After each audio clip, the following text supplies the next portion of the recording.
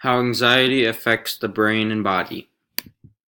What does anxiety do? Over 40 million people over the age of 18 are diagnosed with anxiety, but how many people know how to control their anxiety? Anxiety is in your everyday life, whether it is typing a paper for class or even just waking up the next day can provoke anxiety. Anxiety can negatively impact a person's focus to not allow them to focus on school or work, which is very important. Chemistry of the brain. The brain is where all anxiety starts. It is caused from your brain's chemistry and the chemicals in your brain. These chemicals include serotonin, GABA, and norepinephrine, which can make you not feel like yourself. Day-to-day life with anxiety. Anxiety can cause a lot of problems in someone's day-to-day life.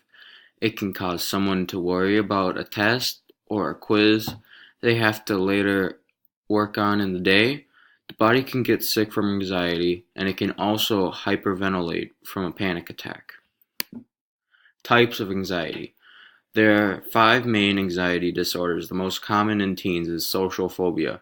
Other disorders include post-traumatic stress disorder, PTSD, panic disorder, obsessive compulsive disorder, OCD, and generalized anxiety. If you can identify what type of anxiety you have, it is easier to learn how to cope with it. Anxiety is a very manageable and curable if you can identify it and learn how to cope with it.